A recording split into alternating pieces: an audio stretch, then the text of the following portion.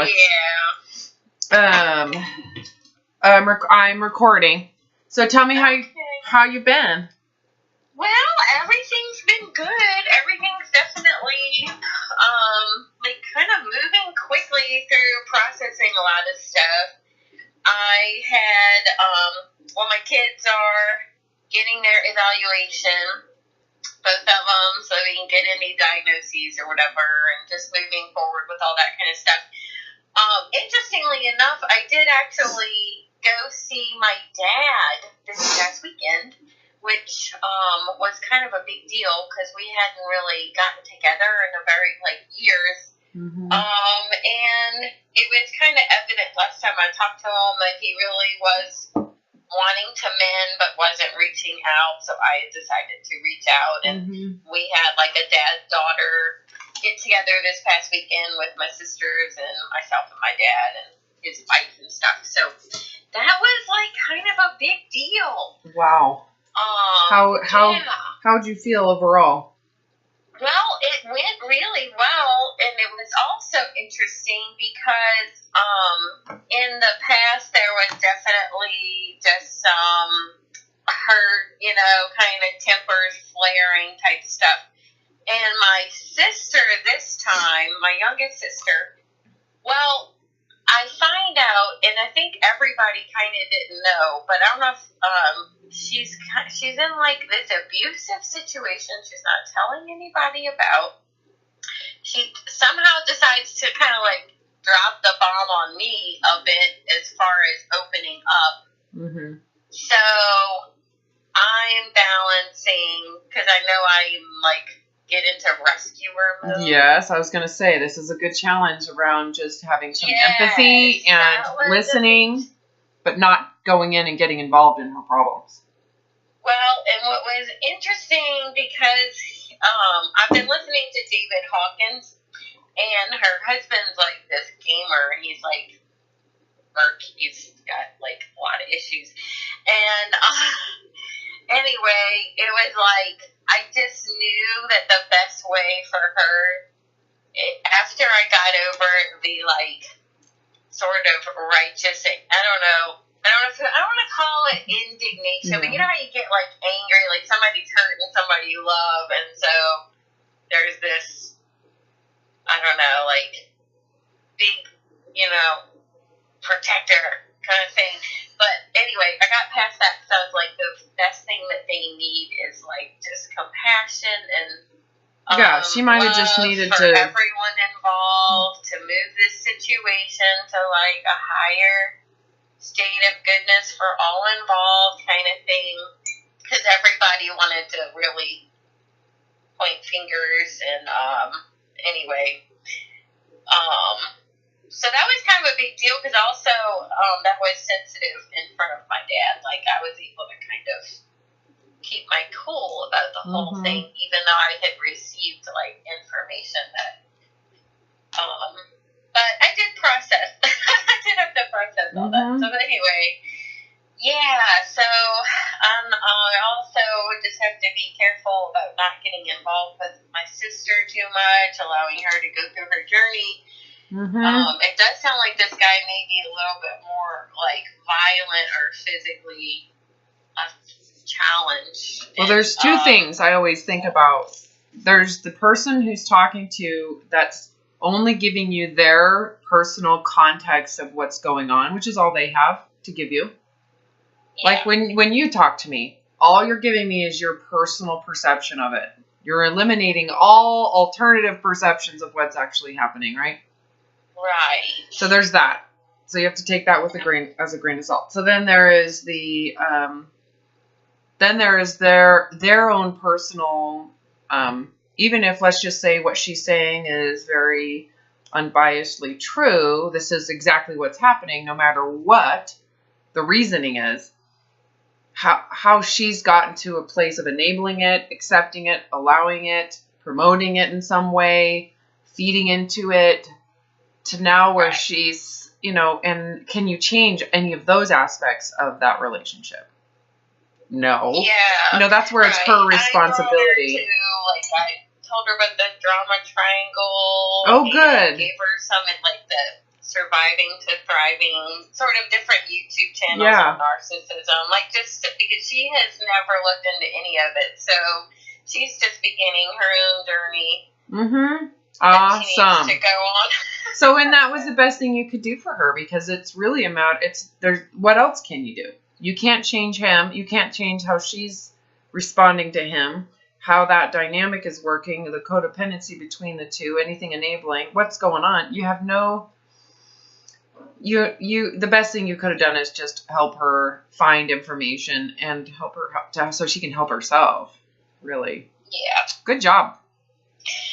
Yeah, that was kind of a big deal, because then I think, like, I somehow got the news, and then I kept my cool. I'm like, with my dad in the past, if I got a temper, that really, like, upset him or kind of thing. So anyway, all in all, I think it went okay, but it definitely was a big trip to process, but it was really nice, and we had a great time with my dad, and had some family fun events as well.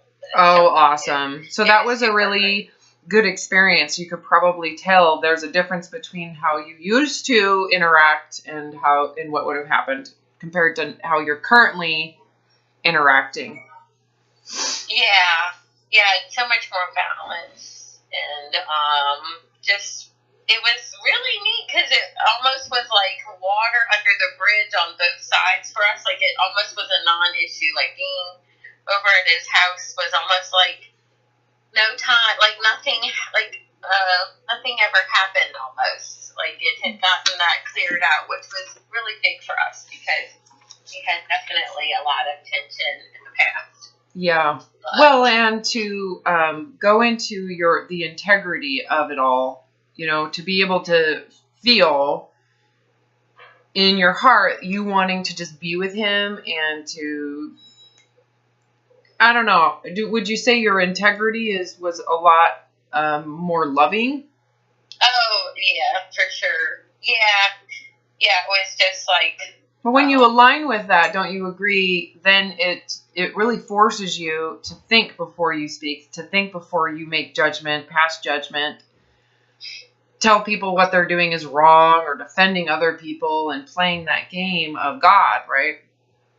Right. And gatekeeper of the family, and and you just allow people to be that way, allow your sister to have these issues, allow everything to be the way it is, and just interact with people in a loving, kind of peaceful manner. It's kind of like how some people treat their family way, way worse than they do perfect strangers.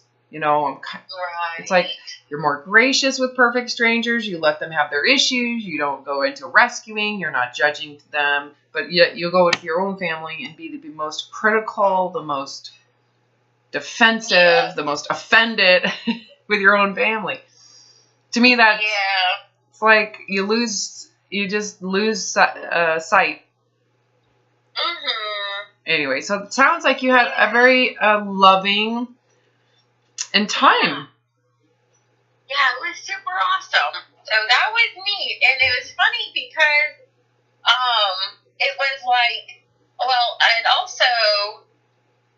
was already contemplating the idea because of some different things with my son, who I realized I really need to figure out how to talk to him about drugs, sex, peer pressure, like all this stuff.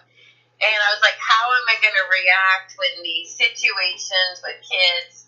And as I kind of like meditated on that, it was like, you have to extend the wisdom of the innocence of everybody beyond just your own family to all people involved. Well, so, you got it, because within yourself that you were innocent. So if you're innocent and everything is relative to context, doesn't that make everybody, to some degree, everybody at their level, innocent? Right. Doing the best they can with what they're aware of. Have you seen the documentary called Liberated? No. It's all about the so-called liberation of the sexual thing that's just taken over the country or something like that. No, Okay, I know. Oh, that got me in a huff. kind of come down off of that, just because it seems like nobody's, I don't know. The whole documentary was basically saying how there's no more, like, the whole free love concept has gotten way skewed and all this kind of stuff. And then I was like, oh, my son's walking into this disaster. Oh, my God. You were totally manipulated. Yeah. By the documentary. Yes. Oh. And I had to process, but then as I did, I was like, no, we just have to, Documentaries oftentimes are really great and informative, but they're usually very, very manipulative. There's one point of view that they want to convince you to agree with. It's very biased, extreme bias typically, and they use a lot of fear-mongering, I always walk into a documentary aware that that's what's going to happen. It changes how you internalize things when you do that. Yeah. You're just aware, I'm about to get brainwashed. Oh, okay. Yeah, I know. Because sometimes you take documentaries as like, oh, this is true. Oh, like, yeah. Nonfiction. No, you do. That's how it works, and you're right. That's why I'm like you. And if you're coming out of it so fear-based, so, oh my God, what's going on? There's no context. It's just a bunch of content with some fear that they're trying to prove is occurring. As if it's brand new, right? As if this is the first time in all humanity that this has happened. The world is going to end. Everything is catastrophic. You need to buy our books and follow our church. Yeah. It's always the same kind of equation. They use the same equation every time. I don't know. Yeah, I need to be more aware of that. Yeah, for sure. Well, it's everywhere. They do. It's all over. It's all the time. Yeah. Anyways. So, yeah, definitely receiving, like, various little tests here. Well, and the thing is, you got to keep in mind, every time you're like, oh, my son's going to go into that, what you're saying is he can't handle it. Right. And really what you're doing is you're projecting your sense of, you're projecting not only their shame of whatever's going on. I have no idea what this is, but there's all sorts of someone else's, as if that fear is true and that catastrophe is going to happen to everybody. So they might be distorting everything.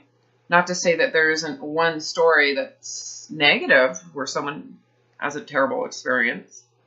But they catastrophize it as if everybody's going to, or everybody does, and everybody is malicious, or everybody's, who knows? I don't even know what. Yeah, I do see, I see exactly what you're saying, actually, and they did definitely do that. They're like, there's gang rapes on the beach, and everybody's going Sodom and Gomorrah out there. Oh, wow, okay. Whole thing. If they're bringing up Sodom and Gomorrah, you went radical. Well, they didn't, but that was sort of like the scene that the pictures painted was that, like, I remember seeing that movie that Noah a long time ago that came up with the ark, I don't know, and then it was like similar almost. I'm like, Yeah. But, yeah. Okay. And it's funny because it seems like that's everywhere where people are doing that. So trying to be aware, because I'll listen to one person talk and that's how their brain's working. Without this, like, it's so common that people are caught up. You know how long human beings have been having sex, right? Right. And other animals. Oh my God, the other animals are having sex. And it's a sin. We should be super ashamed to be human. So terrible. Humanness is something we should all be embarrassed and ashamed, and we should hide it and repress it. We should repress those feelings that we have that are hardwired, because God made a mistake. He made us as sexual beings, and he fucked up, and we're supposed to not have those feelings. And we should repress them at all times. Yeah. It's almost like they...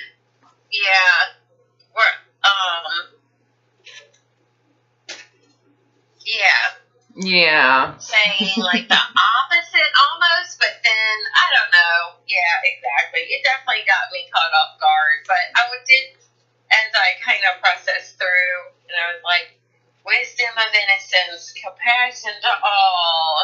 moving well, on. yeah, well, and is what's happening really wrong? This was something that's I'm challenged by too. Is it really wrong? Who's to say it's all wrong? Right. I believe it's probably just part of the evolutionary process of. Right? Well, of course, I mean, and learning we'll figure it out as we go along. Everybody, we're going through. Yeah. I would agree. I mean, we could use as an example, like all sorts of things that we could look at and go, oh my God, that's just horrible. People are dying. There's starvation. There's plagues. There's HIV. There's,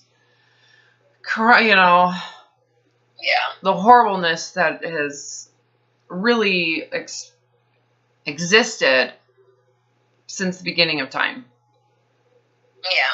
Right? We consider and say it's all wrong and bad. But what if it serves a purpose? The things that I've experienced that were very traumatic, I see served a purpose for me. Right. There was something that I got out of it. There was something I got out of suffering so intensely. Mm-hmm. I learned mercy. Would never have known what mercy was, ever, if I hadn't gone through that. I had a concept of mercy that I was told, never experienced what it is, right? So, you know what I'm saying? It's like, who are we to say everything is so bad and wrong? Yeah, and it's kind of that resistance to suffering that we're, instead of just embracing whatever lesson there is to learn, everybody's got going through.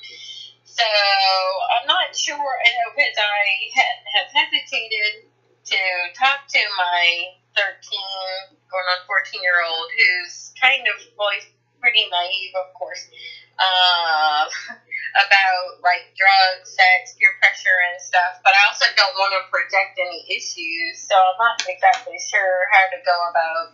Well, it is what it is. So this is something that I personally feel in my own upbringing. If I were to go back into my own upbringing, and my parents were very much their way of parenting was to, that all of that exists out there, and it's bad, and you can have bad effects, and you can have all these diseases and problems and drugs and people, and that fear, and you're safer to just stay in the boundaries. Stay in these boundaries, and you'll be safe. And what that ended up doing is separating me from reality. There was, because I was held into I was separated, really. Separate yourself from reality, because it's too hard. It's too intense. Satan is very, manipulative. You get desensitized to it. And so it was really just, you're better off to just avoid and disconnect. And what ended up happening for me is I became disconnected from really reality and interacting with other people in social environments. And for me, a lot of my issues were, and as you've come to realize too, and a lot of people who I work with, the issue for them is that when it comes to interacting in reality, you've lost touch. You feel like a child that has no bearings. You feel like, I don't even know what's up and down. I've been so brainwashed. I've been so told what I should do that I don't have a sense of my own feelings. And if I do have a feeling, I feel so inadequate with it that I don't trust it. It could be wrong. It could be my own sense could lead me down a path that's not good. Or, you question yourself because you have no reality to discern. So for me as a person, I knew in my personal recovery, I needed to integrate into reality. I needed to, and the only way to do that was to stop judging it and fearing it all. And to believe that I have enough inner wisdom that to me is not knowledge. It didn't come across as knowledge. It came across as integrity, or a sense of right and wrong that I was born with. It wasn't what I was told. To trust that. So when I go into that reality, I'm going to trust my integrity. I will, and I will not do what I don't feel comfortable doing ever again to please someone else, because, right? So you just teach integrity. Yes. Right. Yes. Like, ding, ding, ding. Correct. That I can, if I, so for example, let's just go into that world of sexual humanness. The risks are there. Like my parents, there, it was more like abstinence than anything. So I just became very vulnerable to, because that's just not realistic. That's the truth. We're human. So you're basically, when you teach that, teaching repressing humanness. And so when I went into reality, I didn't know how to deal with being hit on or the actual feelings of wanting to, you know, this guy's so hot. Like I'm super attracted to him and he wants to make out with me. Should I say no? You know what I'm saying? The reality of that. How do you teach that to your kids? You're going to have an arousal. You want to talk about that with them? You know what I'm saying? Like, yeah, right. So there was so much neglect or there's no conversation. So when I got into that space as a human being, I assumed I was a horrible person. Not that belief. And I'm just being real with my humanness and how hot this person is to me, right? And I'm hot to him, and we're like, wow, you know, we're in that space. Our pheromones are working, and our whole body's starting to work the way it was intended to. Right. I just don't believe God made a mistake. I used to, right? That was me. Yeah. Anyway, so I just remember thinking there were two parts. It was not just, I'm going to go into this reality where I don't know what's going on. I don't know. I clearly didn't know, and I was taken advantage of and had tons of trauma, sexual trauma, you know, because I just assumed every guy out there was super nice and always had good intentions because I was only brought up around that. Right, exactly. So I had no discernment around someone who was using me or who was, had no integrity at all around a relationship. None. I was clueless. I was like a 5-year-old. Emotionally 5 years old in a gorgeous 20-year-old body, right? Yeah. Anyhow, but the integrity aspect is I knew I can no longer rely on someone else's opinion because that makes me prone to brainwashing, right? I didn't have those words, but I'm prone to someone else telling me and me not having any discernment or truth within my own experience of it. So often, and that's not the case for everybody, right? So you can hear something and you can understand it, but often you have to experience it to really know it or understand it. Right. And for me, I just remember being very aware. And this is when I stopped reading all self-help books. I just stopped because I was aware. I don't care what I'm reading. It's not going to do anything for me because until when I experience the experience, then the knowledge is real. Following another person's plan is like, it's just distracting me from the realness of my integrity that I need to actually pay attention to. Yeah. You know, what should you be paying attention to? The fear of what you're being told and trying to hold your son hostage and keep him protected from all that fear and everything that's horrible going on? Or his integrity? Which one's going to be more useful in the end? Yeah, no, actually teaching them how to, Wow, yeah. I never thought about that, Robin. Well, that's why we have sessions together. Awesome. Well, you're trying to do the same thing. That's what you and I are working on. Sense, because that's really what you're hoping for that the person has. And that's okay at that point if you make a mistake, whatever, if you're at least working on integrity. Yeah, your son's going to get horny. It's going to happen. Right. And you know what? Exactly. And I didn't want to be like, it's a crazy world out there. No, and he's already waking up with special morning feelings, and he's already, all that's normal, and he should not be ashamed of that or hiding it or afraid of it.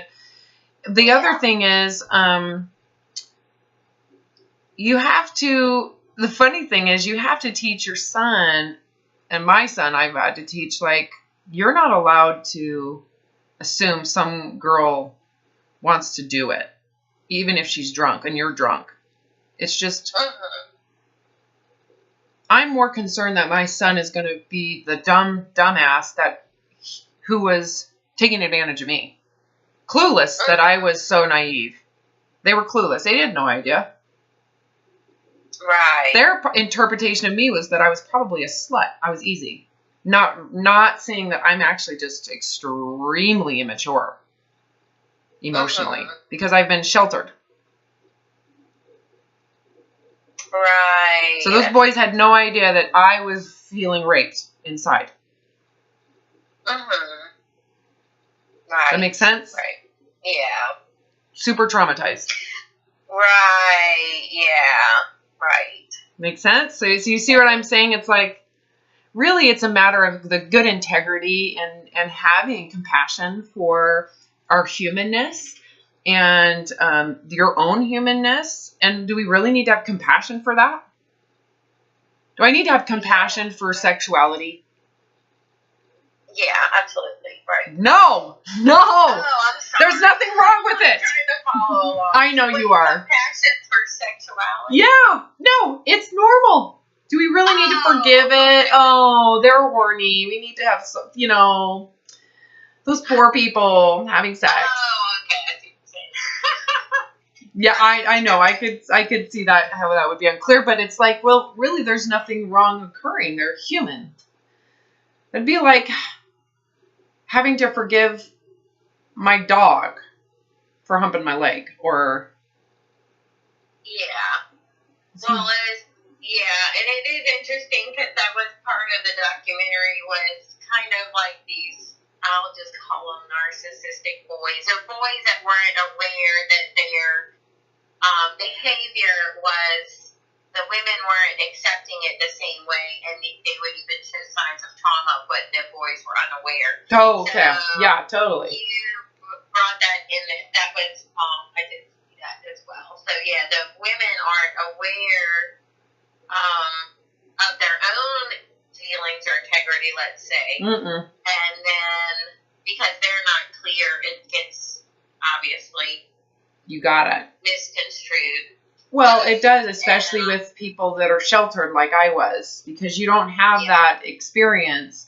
And a lot of times, too, as someone that was sheltered like myself, who was always dressed modestly, and I was never allowed to express myself through clothing, is as soon as I left the home, what do you think I wanted to wear?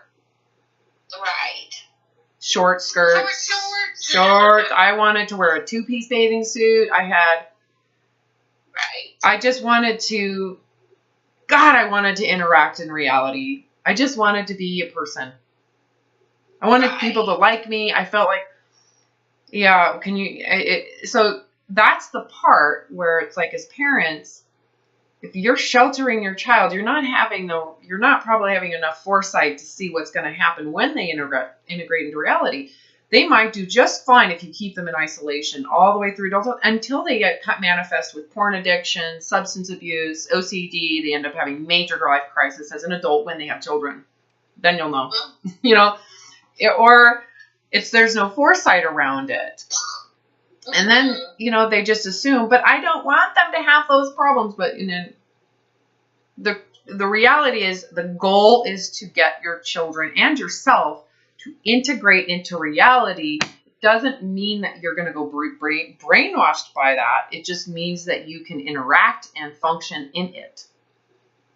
Right. Our current reality, as it's evolving, as it's adjusting, as it's changing, and as it's learning. Could I go back into, let's just say, 1940 and function well? Possibly. Well, I would have to go give it grace. It's just a matter of giving it grace and accepting the history of where the people are and where they're at and how they're functioning the way it is. I went back and lived in Alabama. That's like going back 30, 40 years in terms of their functioning. Yeah. Why judge it? There's history there. Yeah. Make sense? So the goal is that you're capable of, here is reality, here's how it's functioning, can I integrate? Do I really have to be angry, and a victim of it? Whatever it is, right? Stick into the integrity and You got it. Stick to your integrity. Can you adapt? Integrity. Yeah, and just Adapt, right. that to me it would be, and that's something I've done with my kids. It's like, here's your reality. Is really think about what you're doing. Give it space between thought and action. Mm-hmm. That's something I have taught my son. I'm like, here's your thought.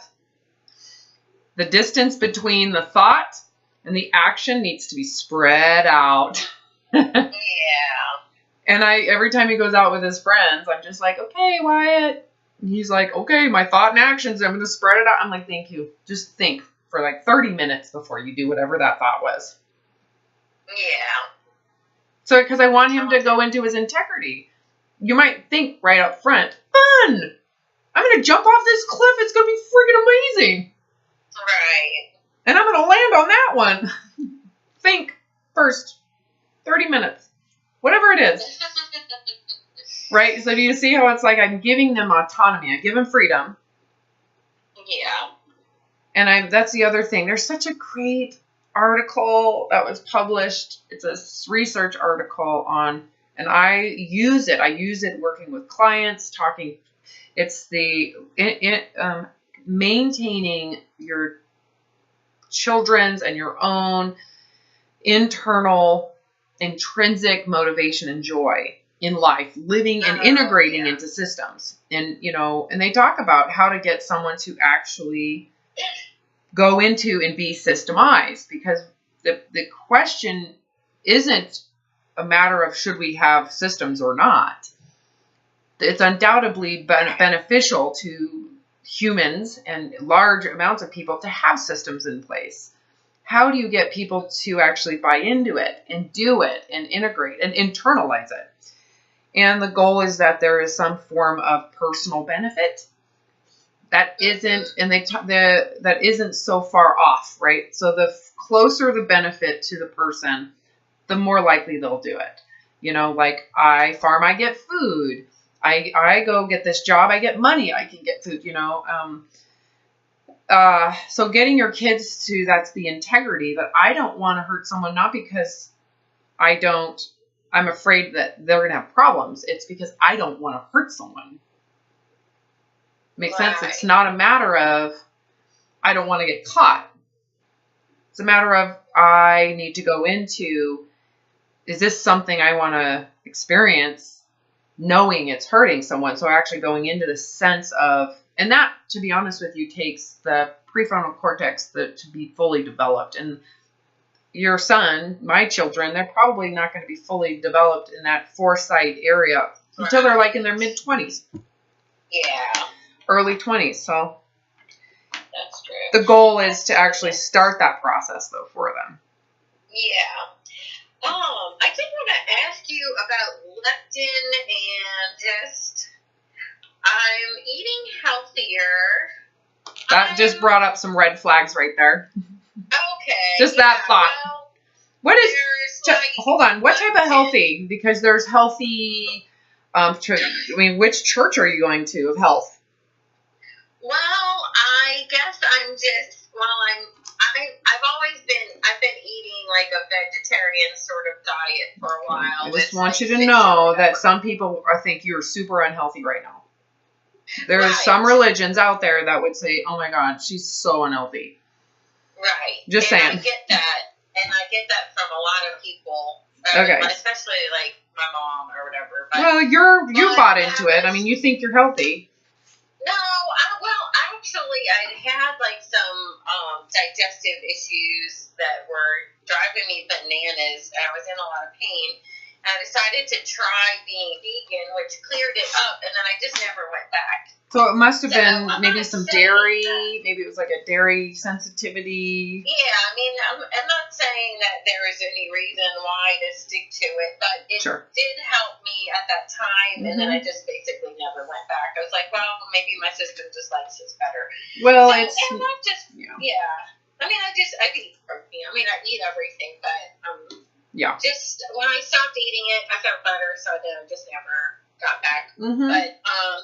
But I like to eat fruit and, vegetables and things that have sugar, and then there's a lot of people who are saying that unless you're only eating blueberries, then you're never going to lose weight, and if you have high leptin, then you're just done for in life. You're just never going to lose weight. I'm like, really? Are you trying to lose weight right now? I would like to. Okay, so you have relapsed. FYI. Okay.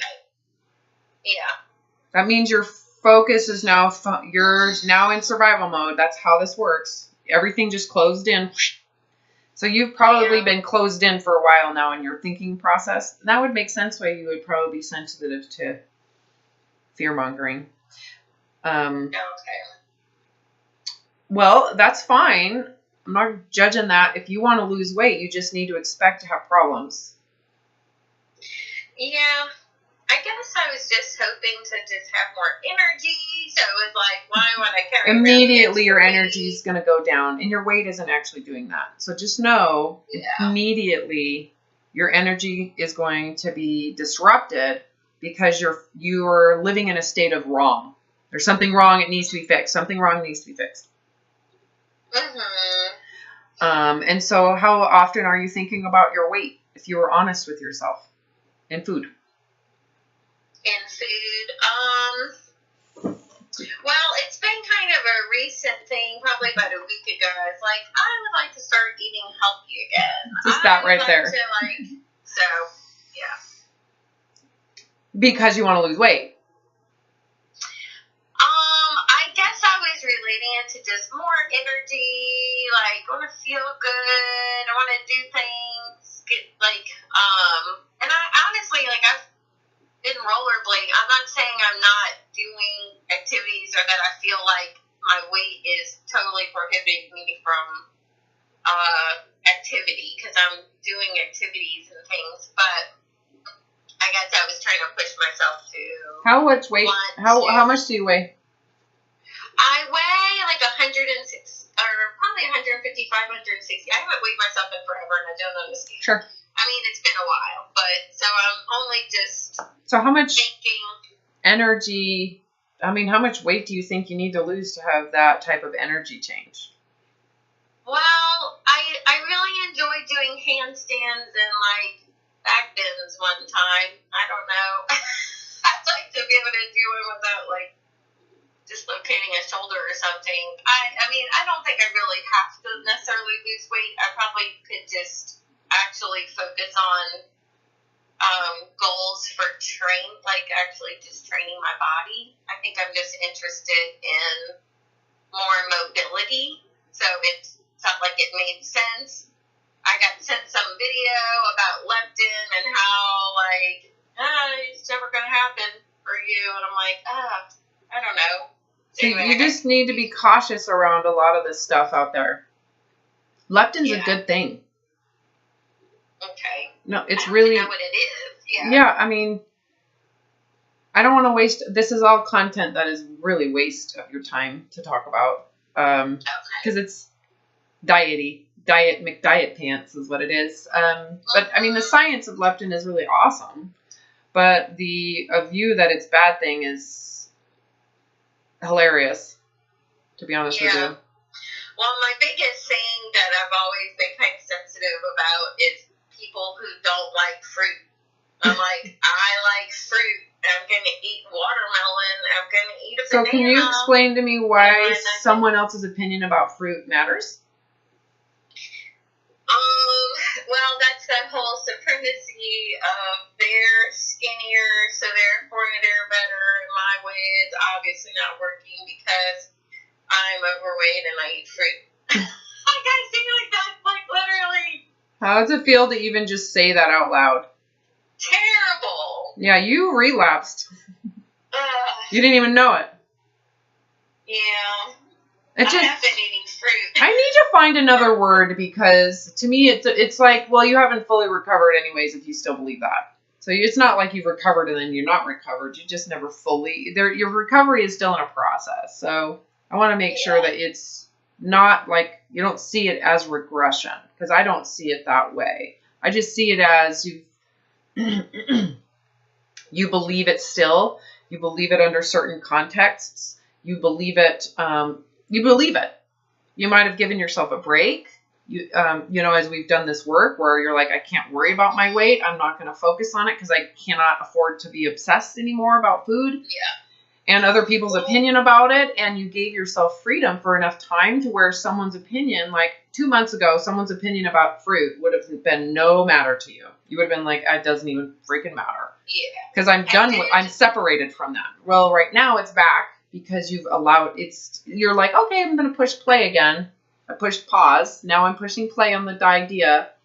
So it's real. It still exists. So that if you think of it like a tape deck, or a program in your computer, the program was never uninstalled. Like you never took it out. It's still there. Yeah. You just paused it. I did put a boundary up with my mom. I basically told her I wasn't interested, and I was like, I just need to put this boundary that I don't want to talk about weight loss anymore or anything related to diet with her, because that is where it like seeps in. And then I did actually tell her, and she was like, no problem, we'll never talk about it again, I was like, I love you, I just need to put this boundary up. I want to talk about weight loss or diet type stuff, because that's very interesting to her, is the whole... Well, thin supremacy. She's really into that, right? So that was, I guess, maybe something we bonded over in the past, but it's definitely making it like, now I'm like, I don't know, maybe I am. I mean, I don't feel like I'm wrong. Like, I choose to eat fruit. I'm a fruit eater. See, the only reason you're trying to rationalize it, see, right now you're defending yourself around that you just did it. You're just like, you're defending yourself. Not from me, but from the diet concept. Right. Because you believe in thin supremacy. You wouldn't, if you let that go and surrendered that concept of thinner bodies are healthier, thinner bodies have more energy, thinner bodies are happier, thinner bodies, which is the symbolism that we've attached to that. Because you're 155 pounds, you weigh the same as I do. You and I have the same gravitational pull. We're on the same level. Okay. Just so that you know. Well, and I feel like part of it is I'm actually not, I just need to do more movement to... Well, yeah, but see, that's different. That's fine. And you've been talking about that. We've talked about going to yoga and starting to do things, but if you were to be honest with yourself, it's really about losing weight. That's the only reason why you would feel defensive of your fruit, because it is considered a threat to losing weight. You see what I'm saying? Like, your context isn't, you're having to defend your fruit intake because you want to lose weight. Right. You see that? Okay. Yeah. If you didn't believe that, you'd be like, so if you want fruit and that tastes good to you, why aren't you eating it? But, well, because it's supposedly it's like, leptin and all that. You see what I mean? Like, the context of that thought is you should be losing weight. And you want that. So therefore, you have to defend, but I just don't feel fruit is bad. I should be able to have fruit and lose weight. That was what you didn't say. Yeah, but I can see how that was kind of basically what... I have a very simple question for you, Melanie. Do you really want to focus your life and your life energy on weight loss? Is that what you really want to do? No. Because you've done that before. How has that worked out? Yeah. Is that something you want to keep on doing? Do you really want to continue to go to the church of thin supremacy and devote your life to what you should and shouldn't be doing? What's a sin? What's not a sin? Right, just the whole concept of right and wrong. You got it, and the whole religiosity of it, because that's what I feel like. Okay, we're going back into the religiosity of thin supremacy, thinner supremacy, and all the religious dogma around what you should and shouldn't be eating. What's healthy? Healthy for what? Weight loss. Oh, it's so cute. It really is kind of funny. Gosh, I know. I'm somehow, I wonder how that seeps in. You believe it. You still believe it. Yeah, That's the only way it can seep in. Yeah, you don't see the illusion of it yet. You will. You will. And so, again, I don't want you to... I'm working on it. I'm okay with being honest about it and looking at it. And well, you should. What's coming up. As soon as you said, well, I've been eating healthier, I went, oh, are you really? Tell me about your health and what that is, and, you know. No. Yes. Yeah. It's such a huge paradigm in our culture. It's so massive. It really is. I know that it's like, but you still believe it is real, and that's why you become easily entangled in it, because you truly believe thinner bodies are happier bodies, healthier bodies, livelier bodies, more energized. But keep in mind, the people that believe that who are thinner, what are they devoting all their thoughts to, all their energy to? Yeah. Are they free? Are they free? Are they focusing on travel? Nope. They're devoting it all to that. All of it is harnessed in, I have to maintain this. I have to promote this. I have to talk about it. I have to get you to stop eating fruit. Yeah.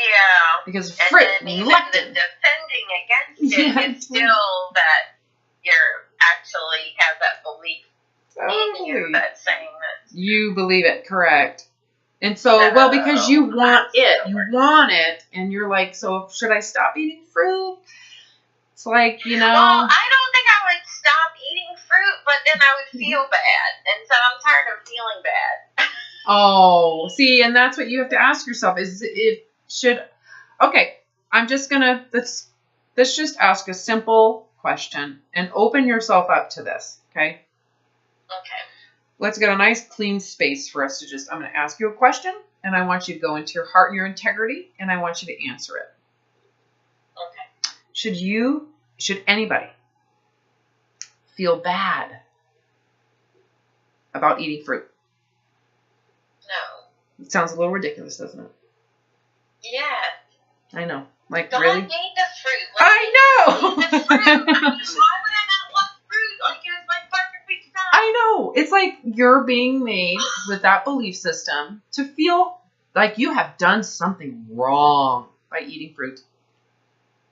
Eating fruit? It's like you have done something wrong by feeling horny. Like you're not allowed to be alive. You cannot be human. You're not allowed to be an animal.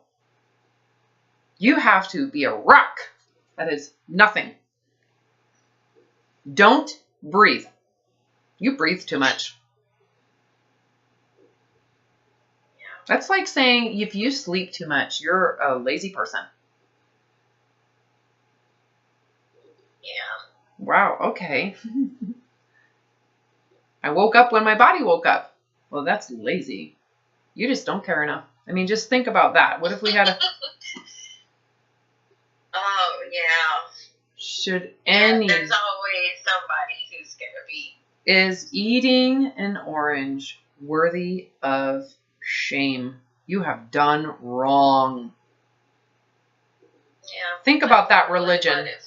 You know, don't you... I mean, think about that religiosity. Yeah, and then I get all kind of huffed up and feeling defensive, like, no, it's not. I want my oranges and peaches. Peaches. I just want a peach. They're in season. They're so good. And it's so bad for you, and your whole body is inflamed now because you ate peaches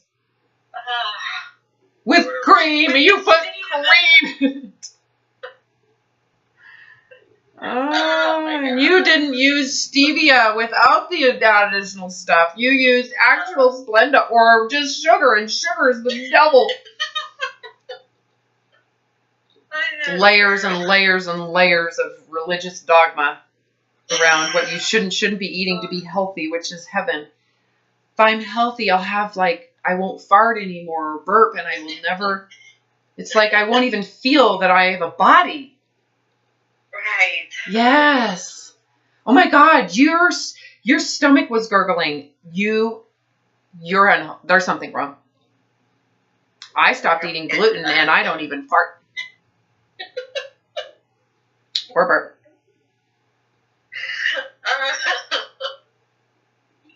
I don't even feel gravity anymore since I've quit sugar. Like, I don't even feel anything. I don't feel my knees.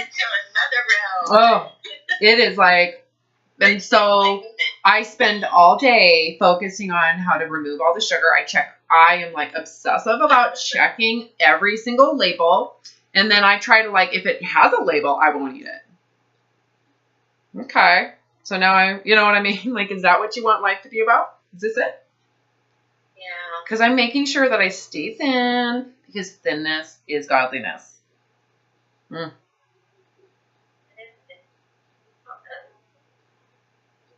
Yeah. When you said that, I realized how much that is. It's like thinness is godliness is the message. Oh, yes. And we should have a Bible. And our Bible of thinness is better than your Bible. So the vegan Bible is got all the research around how healthy it is and how important it is and how the cows are damaging the earth and all the shit and all the stories of animal abuse in it. And then there's the paleo version, which is shifted into the ketogenic version, which used to be the Atkins version. So they just keep on changing the cover of that book. And they always omit all the problems that occur, the mental health aspects. They never talk about those parts. Yeah. And all the digestion problems that occur by eliminating the vegetables and the fiber. Never talk about that. Right. They don't talk about all the symptoms of, and I got to take shit tons of supplements, man. Right. They're not eating. Mm-mm. Yeah. So, yeah. It's all bad. We're all going to die. That's really what this comes down to. I'm fine. I'm going to die. I'm cool with however it happens. But in the presence of my current life and the life that the body is providing me and the consciousness that it is literally handing to me for free, I'm going to do something with it. And it's certainly not going to be obsessing over my health. That's for sure. Yeah. Yeah, I want to actually experience reality. I want to get into reality. I want to, not be afraid of it. No, or even feel like I got to do something to earn it. I'm here. It's conscious. I'm conscious. I have all this free will at my fingertips. I'd rather use it than to take all that free will and make it maybe a slave to some concept of acquiring health. I always think the concept of health really should be questioned. The concept of what that is. Question it. An experience that I've had, and I've talked about this randomly in different, I don't know if I have with you, but watching my mother's body adapt to brain cancer. Everything that was adapted to it. And how her diet changed because of the chemotherapy and everything that had changed with all of that and how her body adapted to it all. Her palate changed. I mean, my mother was an incredible cook, a master gardener, just the limited of activity and how she couldn't have sunlight because of how hard it was on her skin. And she didn't want to eat anything but McDonald's. And she hated fast food before. Yeah. And years, and how that brain cancer didn't come back for a long time. Right? And then it came back and how it changed and it moved around in her skull because it couldn't go anywhere, and how her eyeballs started poking out and how her mouth stopped working and how her whole body did everything it could to keep her alive until the last freaking 2 minutes. It was amazing to me to just observe the miraculousness of not just if you believe in God or a creator of that alone, like what is involved in this amazing body that we have nothing to do with. Absolutely nothing. Our brains are not capable of understanding everything that's going on in any given moment. All the processes occurring for you and I to sit here and talk to each other, just the linguistics of it all. The brain, the tongue, the mouth. We don't even know what's going on, where it's just occurring spontaneously. So think of all the other mechanisms that we're unaware of. The science is unaware of. Still, how our body's acclimating to the sun and the pressure changes and the humidity changes and how it changes when we travel, when we're going from one environment and within hours we're in a completely different area of the country with a totally different environment, how the body's adapting to that instantly. We have no concept of that, and we'll never be able to hold that much information. Thousands at one time is occurring right at this moment. Right. And we're going to sit here and act as if your body's not healthy? Right. And think about the thousands and thousands of years the human body has evolved to changing environments. And the DNA and the genetics engaging and involved to where your body is capable of adapting so quickly without your awareness. Yeah. And then we're going to sit here and say because you weigh 155 pounds, you're unhealthy. You should have more energy. Where is that coming from? It's just you're not accepting reality, that's for sure. Reality is not good enough. I'm going to go outside of reality and try to create an idea of what I want. And then try, like you're God, and like you know everything about what's going on with the environment in the body. And you're going to try to create a concept of health that someone is selling you because you should get rid of fruit. I'm just saying. Yeah, I can see how superficial. It's such a waste. You're wasting your life away with that thought process. I mean, again, we can sit here and say, well, you need to learn it for some reason. Remember when we were earlier in this session saying, you can sit here and say it, who's to say it's wrong? There's something you're getting out of it. Yeah, and I can see how just getting the education, well, yeah, I mean, just gaining the awareness in general is I'm sure a really, can we just rely? Can I am relying right now on evolution, creation, evolution. Both of them are the same. That's what I'm relying on. I do not need to play God right now. There's thousands and thousands and thousands of years, if not millennia, at play right now. In how my mouth is working, how my ears are working. Do I really need to feel and assume that I know what health is? Because I don't. Right. And anybody who thinks that they know, someone's got some megalomaniac type of narcissism to think that they know what's healthy. What is health? I don't know. I don't need to know. It's not my job to know. I can rely on the body's ability right now until the moment it dies. And I'm just not afraid to die. And maybe that's what you need to look at. Are you afraid to die? Yeah. What dies? What dies? Is it your concept of self that dies? Is it Melanie that dies? What dies? Yeah, that's a good question. I've heard people talk about how they watch their body and they're in complete peace and they see their body and then they're not the body. They realize they're not the body. Nope. They're like there. So I have definitely read some accounts of things. Yeah, like well, that, you need to get beyond that. You need to go in your own sense of what it is. Reading someone else's account isn't going to translate at all, ever. Yeah. Right. My account of having an out-of-body experience, my awareness is not transferring to you. It never will. Right. You have to question, what am I afraid of? Is it afraid of not being me? Is it the death of me? Is it a non-existence I'm scared of? Or what is it? And so go into as well, what would dying be like if I was consciously aware that I'm dying? This is it. What would it actually be like? What would you think about in those moments?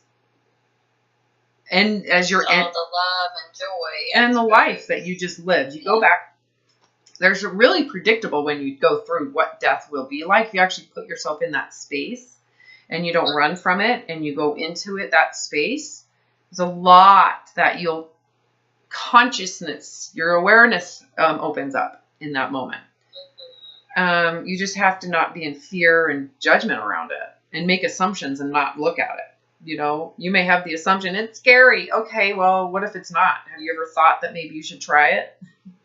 If you think it's scary, you're not even opening yourself up to it. Yeah. You know, what is it you're afraid of? Is it the actual physical, like, shutting down, or is it the fear that I will not exist? Yeah, and I wonder if the body is afraid to die, and it's sort of the body does not have projecting, but it doesn't have fear. No, the cells of your foot have no idea they're a foot cell. There's no. Okay. Your toe doesn't know it's next to another toe. When you. Like, I don't want to die. No, there is no consciousness there. That's a projection, like your body has its own consciousness. Not really. Yeah. Each cell in itself is, but it doesn't know, this whole body. It doesn't know. Mm-hmm. If you were to cut your arm off, your body doesn't have grief that it lost an arm. Right. It's just. That's you. Nature.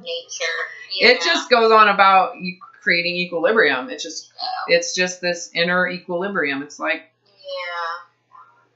Yeah. It does what it does to maintain that balance. So if you lose a limb, if your mom has brain cancer, it just keeps on working around it.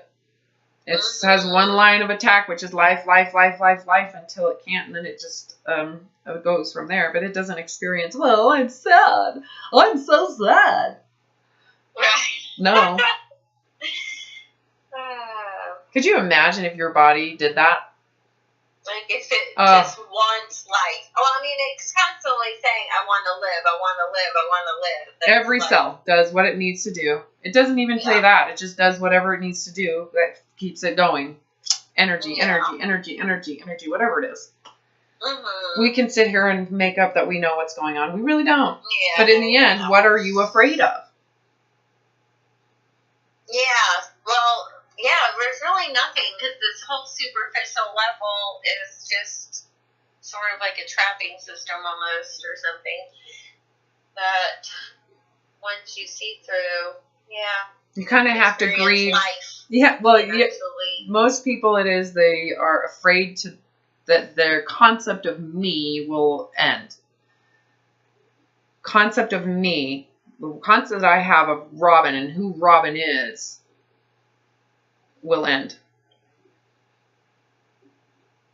Yeah. Concept of Melanie is gone. Well, I've heard that's not so, but I don't know. Well, no, it is so. It is so. The concept of me. It's a concept of will end. But there's like another aspect. Well, then there's a reality. There's a reality that there's reality. And then there's me, the concept of me, which is a separation. It is the ego me. It is I am different than you, and this is unique to me and my life, and which is where that fear arises. That's the ego saying, you're going to die. You will not exist. Well, but there's this infinite space of existence that's really goes beyond the small concept of me. So letting go of me is the ego death. Yeah. Do you really need a physical death to do that? Yeah. It's really just a superficial layer that is so thin. Almost seems very thin because it's so superficial. Well, when you get rid of that edge or boundary of me, the concept of ego me, you open yourself up to what reality is and what this life experience is. It's infinite. I can experience, as I'm here in my consciousness, in my current awareness of now and what's present, I have infinite potential. I have infinite choice. I have free will. So the concept, if I have a concept of Robin, I have to stay in those boundaries. Oh, yeah. This is what I came to be aware of, that makes having an out-of-body experience from the death process of choosing to commit suicide. It was like so amazing. I learned so much in that process. around like, oh, I have infinite possibilities. Why do I have to conform myself to concept of Robin? And the idea that I had sexual trauma, like, I don't care anymore. I'm beyond it. I don't think I did something wrong anymore. I forgive that. I'm getting beyond religious dogma. I'm not Robin the religion. I'm not Robin the person that has the athlete, the hot body. I'm done. I'm done. There's infinite potential with this consciousness, and I will stay present with it and change it and evolve it as it occurs. So this concept of Robin in the end is really just infinite. So I don't have to conform to some concept. I don't have to conform to what someone wants me to be. I can just be. Right. I can just exist in that space. I don't have to conform, even though I do, right? You know me as Robin. You know me as... set up what boundaries you like or don't like. Well, yeah, I'm in that space of my experience. Exactly. I would rather trust my inner sense than someone's opinion. Right? Yeah. I have good integrity, right? And is that my good integrity? Whose good integrity is that? Did I create that good integrity? Am I the one that made the good integrity? So should I claim that as me? Well, here comes some super ego. Yeah. It is. The guru. You got it. Gotta write a book now. All right. No. Not that writing a book is No, of course. But you know what I mean, like a guru. Yeah, follow my concept of, I know what faith is. Follow my concept. I have a proprietary patent on what faith and love is. It's called Robin's Faith and Love. Follow Robin's Faith and Love. All right, because it's mine. Right? Yeah.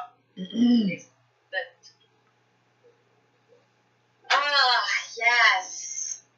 The trappings of the ego. Yes, the human... Must be uprooted. Well, the nature of the ego is really hardwired into survival mechanisms. So it's a matter of getting beyond survival mechanisms. And how do we do that? You go into the willingness to die. Bam. Because if you're willing to die, you're willing to surrender the concept of Melanie, you surrender all of that. Nice. Now what do you have to defend? Now what do you have to... Should you really be in a position to talk about, I really just want fruit. I want to eat my fruit. And I just feel bad while I'm eating it. Oh, gosh. Someone told you there's a concept of who you should be, and you feel bad because you're not what they told you should be. Yeah. Why can't you I just... don't want to blow up the whole Melanie box right now, so I don't have to deal with Melanie right? buckets anymore. And you can just exist in the essence of your godliness from within. That isn't yours to claim. You can just say, it's good. It's all good. It's all beautiful. And you're figuring things out, and you're allowed to suck. You're allowed to want to lose weight if you want. If you think that's what's going to bring you joy, you're allowed to feel that way. You just have to be okay with all the fucking drama that comes with it. No, it brings all the guilt and so should we sit here and judge it when it plays a huge role in you evolving? Right, yes. It's there for my growth. You got it. Suffering always serves a purpose. Yeah. So let's not judge it. Let's just allow it to be what it is, and you just get to decide, because you do have freedom to choose. If it's worth it or not. Right. I can even see that with the rescuer personality. Like, is it worth it to me? What do you get out of it? To have to help another. And I could see how temporarily be like, here, let me pass on some stuff, something I've maybe took me on my journey, but then to go ahead and detach them. You got it. Let it be theirs. To have their own journey. Yeah, because you got to trust that eventually your sister will figure it out. She will. You just got to let her go through the route that it takes for her to figure that out. It's not yours. It's not your life. Right. She's living in her own space of existence, right? She will figure this out. You will figure this out. You are going to figure out this whole body image thing. You will. Yeah. Yeah. And sometimes it just takes a moment to go back into that, to believe it again, to notice the suffering again, to have those feelings come back, for you to go, holy shit, I would rather just accept I'm going to die. And if I die of overdosing on fruit, because I had a peach today, and I'm going to have some grapes and blueberries. I love grapes. I had grapes and blueberries yesterday and blackberries. Oh my gosh, they're so delicious.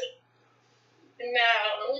Yeah. Oh my God. I've had my share of watermelon. My God, watermelon's so good. I soak it in Prosecco, and you eat the watermelon and the Prosecco's in it. It is so good. Ugh. Oh yeah, that sounds good. It is super delicious. It's like such a summery cocktail deliciousness. So funny. And I just want you to know, I do not feel that that is not worthy of shame. Yeah. Not worthy of guilt. It's not worthy, you know. None of it's worthy. No, it's the essence of the beauty of life. Yeah. To like have pleasure. Oh yeah. And to not, and to just experience it. Love or whatever. Yes, and in hugging someone or brushing your hair or who cares? Yeah. This is your life. No one else is experiencing this consciousness. You're the only one experiencing the consciousness you're experiencing. So if you enjoy what you want to, then that's your life. That's what you should do. And someone else might like and enjoy something you don't. Should they be held hostage to what you don't like? So, you know, dairy doesn't work good for you. Should you be forced to have dairy because someone else thinks that you should? No. Right. You want to try to eliminate as much meat product, animal product? It's your life. That's what you should do. You're the one who's experiencing the physical reaction to it. Right. Who cares? It's not like you're telling someone they can't eat meat. Yeah, I don't care. They should do what's right for them. Go for it. Yeah. Go for it. I feed my kids meat. I don't care. I just don't eat it, but anyways. Yeah. All right, I have got to go. All right. Thank you. Do you want to schedule follow-up here? Yeah.